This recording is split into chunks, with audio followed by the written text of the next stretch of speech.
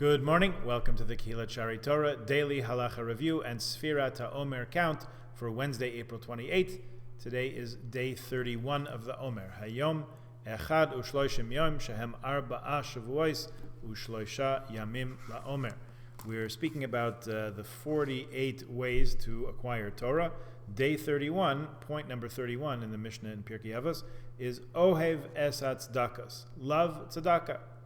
It's not enough just to do acts of tzedakah. We also need to love it, writes Rabbi Lanzer. Why is this necessary, and how is that related to acquiring Torah? That's the question that he poses. So here's his suggestion. We are taught, according to Mesilas Yesharim, basic book of the Musar movement, we're taught that the purpose of our having been created is so that we can enjoy ourselves. Yes, the reason we're created, according to that, is simply to have a good time. Really? Is that what it says? Is that what he says? He's writing that. That's not me. In order to understand this rather puzzling fact, we need only redefine what enjoyment truly is. The greatest enjoyment and good time possible is being close to Hashem and enjoying God's presence, the Shekhinah. That's why we were created. Hashem wanted us to do chesed, do acts of kindness for one another. So He created us, and He did it in a way where ultimately, in the next world, we can enjoy ourselves by simply being close to Him in ways that confound the mind at this point. So here's the rub. In order to benefit from being close to Hashem in the world to come, we need to work on becoming close to Hashem in Olam Hazeh, in this world. The more we attach ourselves to God in this world, the closer we become to Him, and the greater our enjoyment will be in the future. So that leaves the question, how do we attach ourselves to Hashem and become close to Him in this world? Of course, central to this process is learning Torah and doing mitzvahs. But the sages of blessed memory teach us that the way we should go about attaching ourselves to Hashem is by emulating God's midot, God's divine traits. When we emulate Hashem, we become godly ourselves, and that is how we become close. Now, there's one main point that encompasses all of Hashem's midos, and that is kindness. All of God's traits are built on kindness and benevolence. So if we seek to emulate and attach ourselves to Hashem, the greatest way possible is through chesed, through tzedakah. Not just by performing these acts, but through nurturing a real love for them until they become an integral part of our makeup. When this happens, we become godly people who are certainly connected to Hashem, and this is the way to secure our enjoyment in the next world.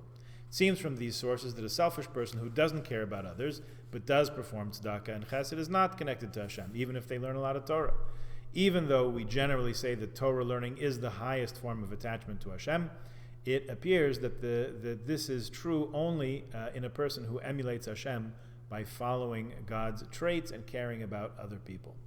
Once a person is on this godly path, they can then reach a special closeness to God through Torah that's unattainable by any other means. This is why loving tzedakah is such a critical prerequisite for learning, because without this trait, one's Torah learning truly cannot get off the ground. Okay, so says Rabbi Lanzer, let's look at the laws of Birchas Kohanim, the Duchening. Once the Kohanim are up there, they've made the bracha, they turn around, they raise their hands to the level of their shoulders, and they stretch them out. They separate their fingers in such a way that there are 5 spaces between their fingers. That is, between 2 fingers and 2 fingers there's 1 space, and between the 2 fingers and the thumb there's another space. And the same with the other hand, making 4 spaces. And between the 2 thumbs, there's another space, and that makes up 5 altogether. This must be done because it says he is peering through the lattices. It says in Shir HaShirim, in the Song of Songs, 5 open spaces. The Kohen should be careful that his thumbs don't touch each other, so there will be 5 spaces. He should then raise his right hand slightly above the left, and the right thumb should be above the left thumb.